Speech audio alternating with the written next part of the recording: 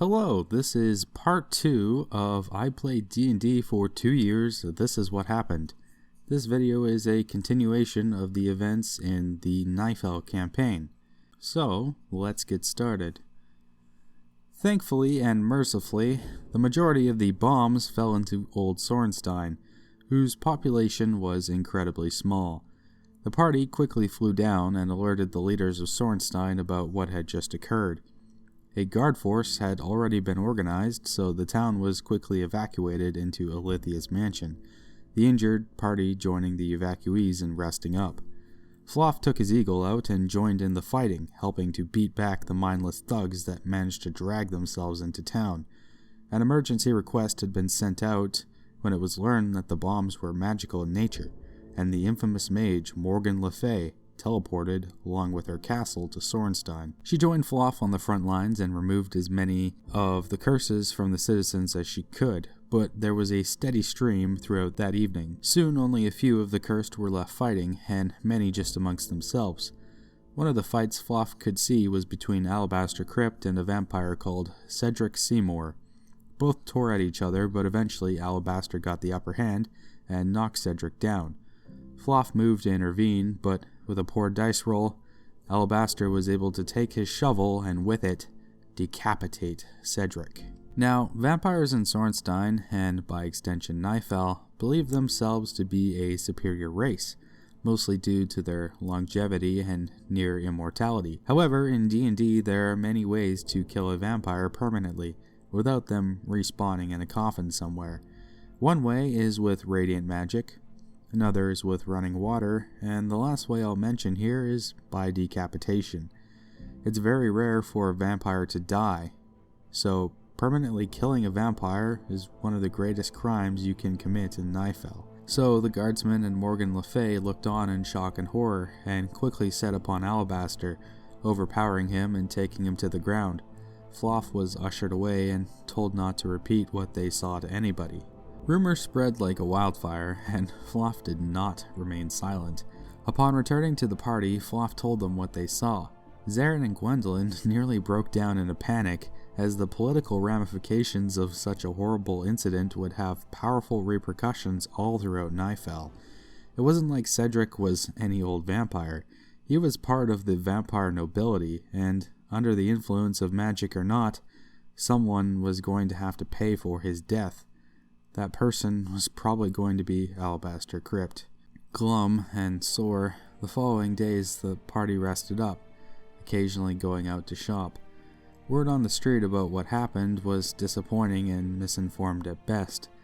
The Silent Council was thought to have been defeated back in the Blood Night Moon War 200 years ago, and even after such a horrific incident in Sorenstein, many of the common folk denied their existence, passing the council off as little more than a boogeyman designed to scare children.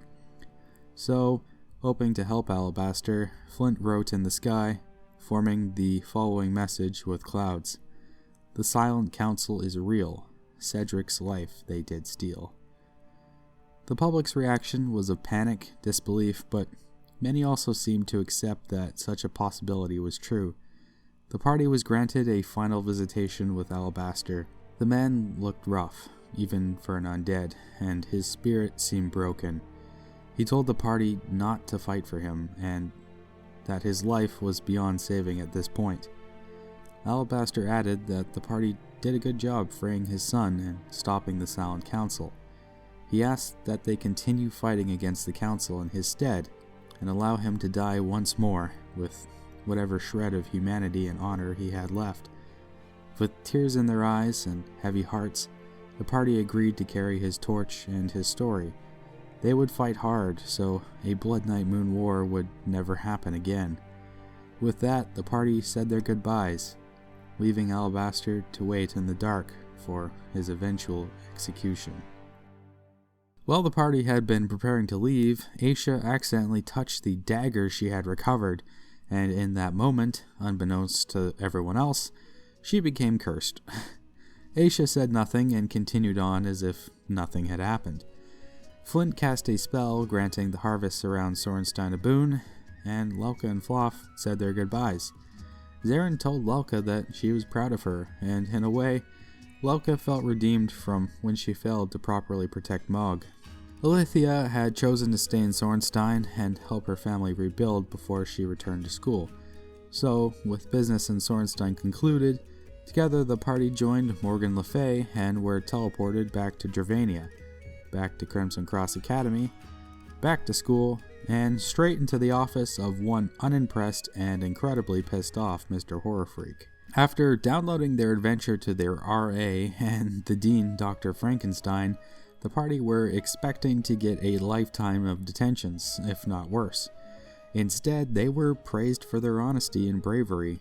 The two men, Horror Freak and Frankenstein, had both fought against the Silent Council in the Blood Night Moon War, and despite their efforts, had never found the missing children themselves. Also, Daneth the Foul and the Undead Beholder were old and bitter enemies of theirs. After the party were given permission to leave, Flint stayed a moment as he was curious if his and Flop's adventure in the past at the Open Maw had changed the future in some way. Flint explained what he and Flop experienced, and in response, Mr. Horror Freak opened a history textbook on the subject. Inside was a gruesome picture, a full workforce of brownies lying dead, their throats slit, and Flop's dagger clutched in the lifeless hands of Mary. It seemed Flop had managed to offer those trapped an easier, more merciful death, but maybe it wasn't the liberation Flop had hoped for. Life returned to normal at Crimson Cross Academy, except for the party it didn't. Everyone was deeply troubled and disturbed by what they had experienced. Flint took it upon himself to form a school group called the Spades in honor of Alabaster Crypt. It was an assembly which would meet every 2 weeks and discuss findings and secrets surrounding the Silent Council. Flint invited all students, with the exception of Alucard's crew, and revealed to them the truth behind everything that had occurred. Then he burned a spade onto his wooden shield. At that first meeting, it was also revealed that Flint was the mastermind behind the legendary Panty Raid, and he received several dirty and disgusted looks. Lelka even slapped the shit out of him. Flop forged custom daggers and distributed them amongst the party, offering them as a final mercy if ever they find themselves in dire need. Lelka inquired about Putif, the son of Van Helsing, whom she had saved from poison.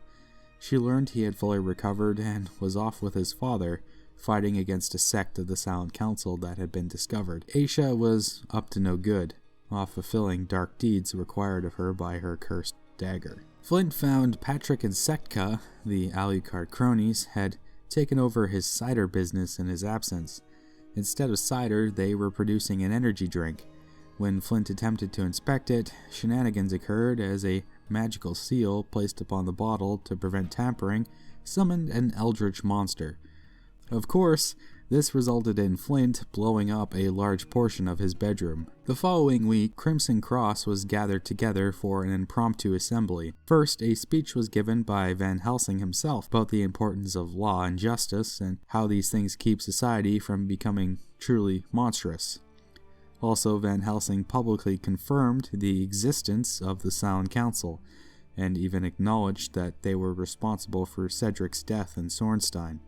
Despite this, Van Helsing said Alabaster Crypt must still stand trial and would still be sentenced, after which a live feed of Alabaster was projected through magical means to the whole school, who watched on as he was charged for the crime of murdering a vampire lord. Alabaster admitted his guilt, after which he was swiftly executed by beheading. Lelka stood up and tore her chair apart, and Flint's hands and hair burned with fire, both screaming out about how this was a miscarriage of justice. Afterwards, Alucard was invited to give a speech to the student body. He did so, appealing to the emotion of the crowd and spurring their anger. Alucard promised that a Nighpel under his rule would root out the Silent Council, wage a war on them, and burn them of whatever burrows they had dug themselves into. Alucard was met with a roar of approval and applause. Arthur Pendragon had been watching this whole scene unfold and was about to walk away, but Lelka grabbed his shoulder, and Flint summoned horses right there in the assembly, and had Arthur and his friends all ride them up to the stage. From atop his steed, and with his friends by his side, Arthur also gave a speech. He promised to uphold the law and persecute the Silent Council, but reminded everyone that they must restrain themselves. Warfare would only bring about death and suffering. The Silent Council would be defeated, but the people of Nighpel should not stoop to their level to do so. Arthur's speech wasn't met with much of an uproar, but it seemed to have calmed the crowd and made them take a step back. With that, the assembly was dispersed. The following week, Flint, Aisha, and Fluff noticed that Madrat LaFay had been acting stranger than usual. Considering she was heavily involved with Alucard, they did the only logical thing and tailed her. Madrat was not so easily followed, and she was simply able to spot and confront the trio. Upon doing so, Madrat posed a question. What do you think of Alucard? Fluff, Flint, and Aisha gave him a 5% on Rotten Tomatoes, and this seemed to satisfy Madrat, who, despite working for the guy, wasn't a fan either. Madrat proceeded to write dwarvish runes on a blackboard, and a secret passageway was revealed. Inside was a shrine to various people who had gone missing over the years. Madrat pointed to one picture and explained that it was her brother. Alucard had captured her brother and was holding him hostage, using him as leverage against her to make her do whatever he wanted. Also, Alucard was holding Dracula captive as well. Dracula, along with Frankenstein and a few others, had actually founded the entire nation of Nighpel. Dracula was one of the most powerful and influential people in the entire world, and he had been missing for centuries.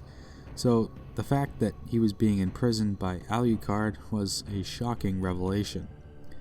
Madrat followed up, stating that because of her brother, she must do as Alucard wishes.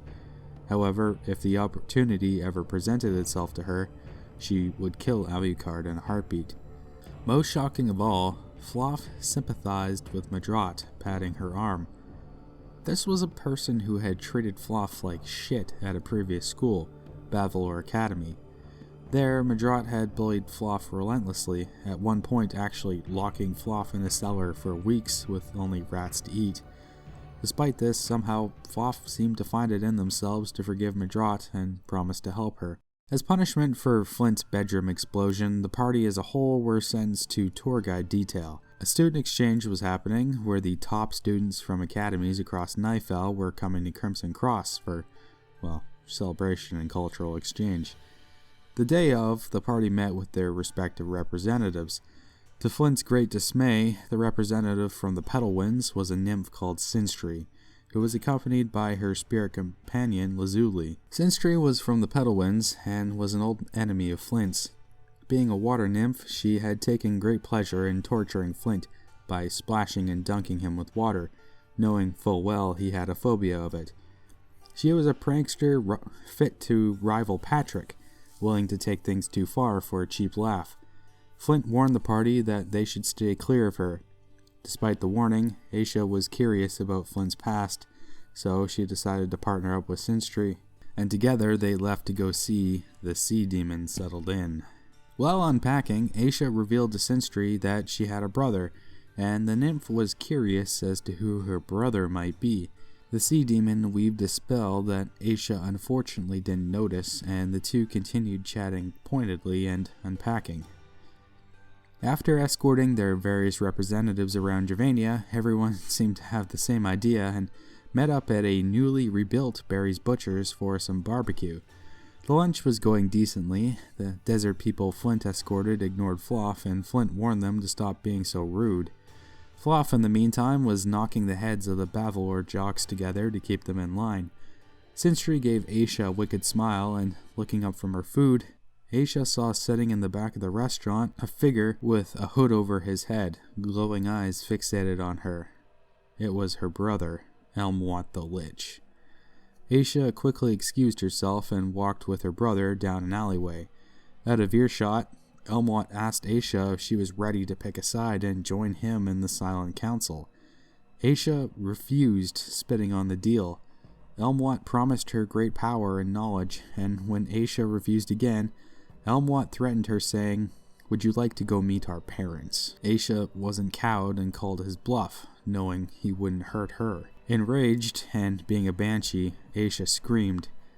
Back at Barry's Butcher's, the party overheard Aisha scream and stormed out into the alleyway to find her. Lauka drew her axe and Flint raised his shield.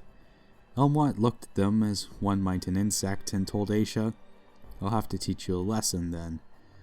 The Lich raised his finger and a sickening black and green ray shot out, striking Lauka. Her skin and armor began to disintegrate and the very air around her smelt of ozone. Lauka fell back and Elmwat gave Aisha a grin. "Let me know when you've made a decision, sweet sister." And with that, he was gone.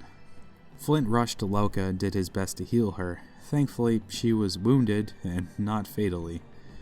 Helping Lauka to her feet, Flint, Fluff, and Lauka threw a barrage of questions at Aisha, who in that moment was too shocked and emotionally unstable to answer.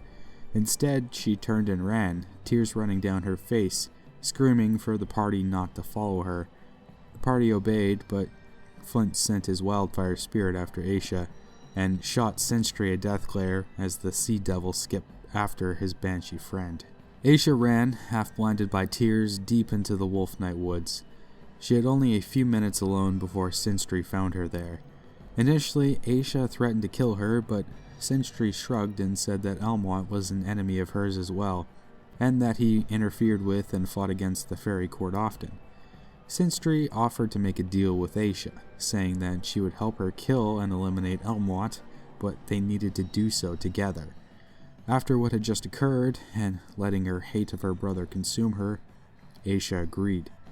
As a show of good faith, Sentry used her magic to lessen the curse that had overtaken Aisha, although it was still a mystery exactly what that meant. Both girls shook hands and started on their way back to Crimson Cross Academy for that night's ceremony. Or they would have, but both soon realized they were horribly lost and a faint acid smell was lingering in the air. Aisha and Sentry had not returned and it was getting dark. Lauka, Flint, Fluff, and a new werewolf sorcerer companion named Lyra set off to find their wizard companion. Lyra proved her worth to the party right away, tracking Aisha's scent flawlessly through the forest. The party first encountered Sentry, who was invisible and dripped water onto Flint. She was heading on her way back in the direction towards Crimson Cross. Her star spirit, Lazarly, had been stolen by what looked like a dragon, and Aisha had gone after it. The party quickened their pace and stumbled into Jason, the Runeborn dragon descendant, who was just walking through the forest deep in thought. He said he had been invited to a family reunion of sorts and was on his way. Confirming the dragon theory, the party pulled Jason along, hoping Aisha hadn't been made into a dragon family dinner yet. Aisha was in fact in the process of being made into dinner. A dragon had discovered her, and after taking the full force of a breath attack, Aisha had no choice but to turn ethereal and attempt to slip away. Aisha was calculating her next move when the rest of the party burst on scene. Staring down two young green dragons and a horde of green dragon wormlings, the party readied their weapons and went on the offensive.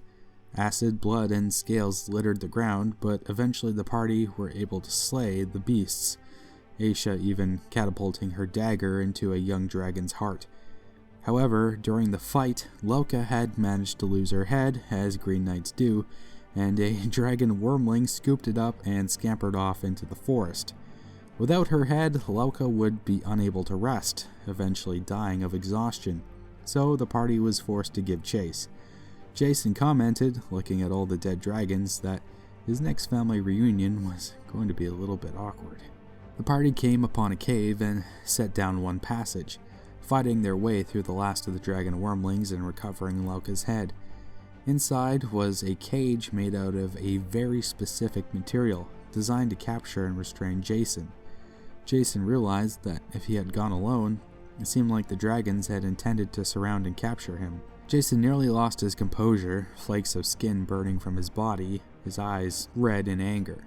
Alongside the cage were 3 dragon eggs. Aisha was able to determine that these weren't just any eggs, they were Runeborn dragon eggs. Runeborn dragons, like Jason, were incredibly rare. Jason and his parents were supposedly the last of their kind. The party debated on what to do with them, ultimately deciding to keep them. Further up inside the cave was an odd creature, sitting at a desk, seemingly in the process of some sort of summoning ritual. After being brutally murdered by the party, Flint blasting apart his body, the circle activated, various chromatic colors merging together.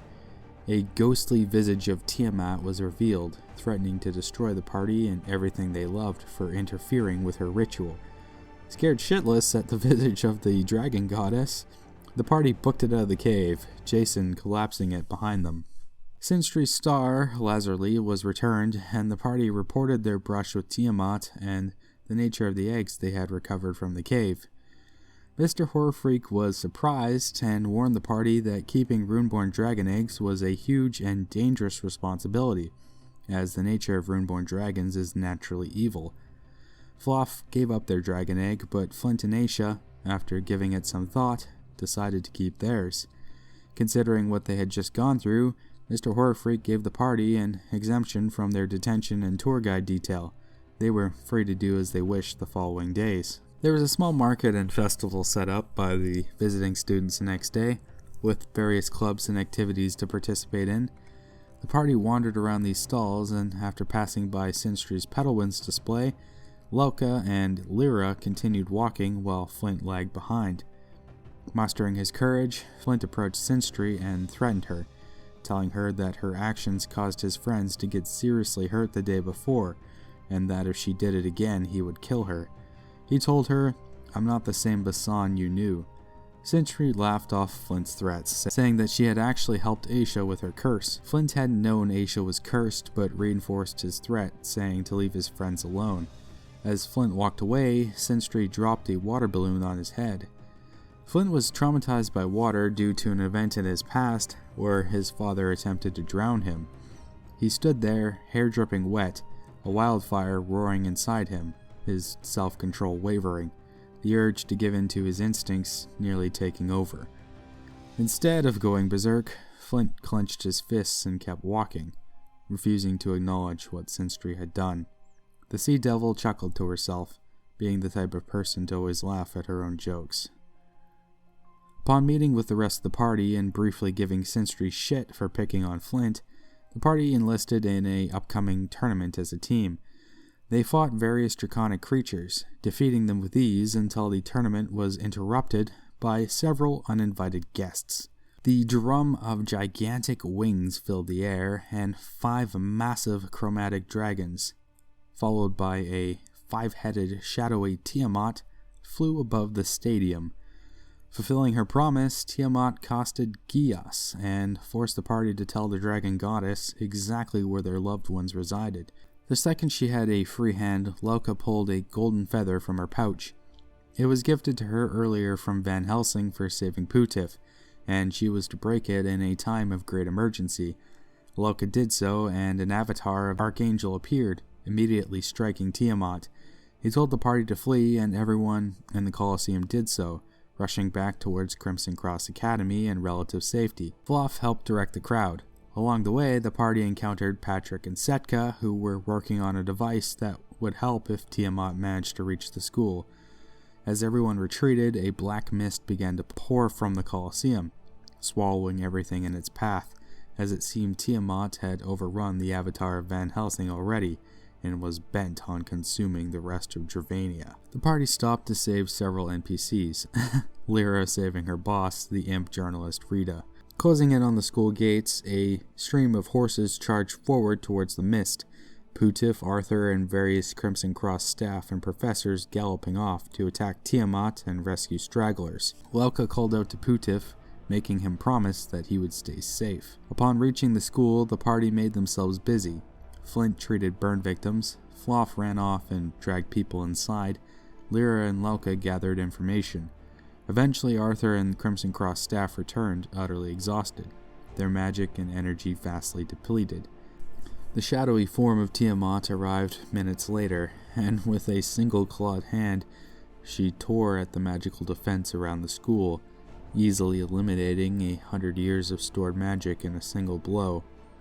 The 5 heads of the dragon god breathed together, creating a wicked ball of destructive energy, firing it at the school. Arthur stepped forward and threw up a massive magical shield, defending those behind him. The shield absorbed nearly all of the attack, but broke apart at the last moment, and the remaining beam shot a hole straight through Arthur's chest, instantly dropping him. After Arthur fell, Alucard stepped forward and called upon his ancient vampiric lineage, shooting a beam of black energy back at Tiamat and, in turn, ripping a gigantic hole through her. The dragon goddess roared in pain, shattering eardrums, but being heavily wounded, she retreated, promising to return and lay waste to the rest of Nighpel. Not victorious, but not dead, the party rushed over to Arthur. The teaching staff had used up their power fighting Tiamat outside the school walls and could offer the Pendragon no aid. His chest had been blown apart, and Flint had no magical reserves left to even attempt to resurrect him. The party was at a loss of what to do, but Flint knew he had one last option. He summoned his wildfire spirit Calamity, and giving it a final command, he gifted Calamity to Arthur. Flint's wildfire spirit was that of a phoenix, one that Flint had met a long time ago, and it had saved his life from a crippling disease, essentially merging their souls together. Basan were unable to wield fire regularly, but with the aid of a phoenix spirit, Flint could be as much of a pyromaniac as he wished. However, one thing Flint could also do was give the phoenix spirit to another. It was a powerful ability, able to bring the dead back to life and heal all injuries and ailments, but it came with an equivalent and heavy cost. Upon giving the spirit, the previous host is doomed to a certain death. When death would occur exactly was uncertain, but the previous host's body would slowly begin to fail. It could be days, hours, maybe minutes. Nobody could know for sure. Flint collapsed with the effort and relayed this information to the party. They were mortified, but Flint assured them that if the future was to turn out for the better, Arthur would have to live. Arthur was, in Flint's eyes, the only leader who could bring Nighpel up and out of the darkness. The party, together with Flint, gave a speech to all the refugees of Crimson Cross Academy, telling them that they would rise from the ashes left behind by Tiamat and fight back against her, even more powerful than before. Shortly after, the party huddled together and crashed on the floor. The following day was a somber one. Lelka met up briefly with Putif and gave him a kiss. Too much jeering and ridicule from the rest of the party. Taking the morning off to spend time with Flint, the party walked down behind the school and opened a few bottles of liquor. After a bit of drunken shenanigans, Flint told them more about himself, about how he came to Crimson Cross, how he had accidentally burned many Basan shrines down fighting against monsters and had been exiled by his people, how he met a butterfly hermit named Ilir who had taken him in and taught him the world was a large and beautiful place with lots of love, that Ilir had paid for his tuition to attend Crimson Cross. Flint even told them a little bit about his brother and sister, who were still living in the Basan Petal. Throughout the morning, Flint's condition had been slowly deteriorating, and Flint had been magically bolstering himself with a tuft of bear fur. Noticing he was slowing down, Flint asked the party if they wanted to race him back to school. The party agreed, and Flint took off as a giant eagle, his first time wild shaping into a bird and flying. Flint won, shortly followed by Floff, and then Lelka, Aisha, and Lyra. While they waited for the others, Floff asked Flint what he wanted done with his body after his death, to which Flint smiled and said, "I think you know." After the race, Flint had grown incredibly weak, but having spent that last moment with his friends, he was prepared to move on. He took out his tuft of bear fur, gave it a squeeze, and let it drift away on the wind. Arthur had woken and wanted to meet with Flint. The party headed to see Arthur, who was weak but looked surprisingly good for someone who had died and had a hole blown in his chest. While they had a moment, Flint told Arthur exactly why he had chosen to sacrifice himself for him. It was because when Tiamat bore down upon the school, Arthur fought because he loved everyone behind him, whereas Alucard fought because he hated what was in front of him. Arthur thanked Flint and told him that not just anyone could do what he did, and that even he, Arthur, would struggle to make such a sacrifice. Arthur and Flint limped into the entrance hall and met up with the rest of the party, listening in on Frankenstein's plan of action to take the fight to the chromatic dragons. The party agreed to be a part of a task force sent to the Pedalwinds and fight the dragon threat there. When the briefing finished, Flint's legs gave out from under him and he slipped from Arthur's grasp. The party rushed over. Flint wheezed and told them he had maybe minutes left. The party asked if there was anything he would like to do in his final moments. Aisha said that when she died the first time, she spent her final moments staring up at the stars. Flint replied, "When I go, I want to be here with all of you. I love you all so much." The party sat around Flint, Lauka holding him, Lyra curled up beside him, Aisha and Floff holding his hand. They fulfilled Flint's request and stayed by his side, watching as he closed his eyes and gave one last breath.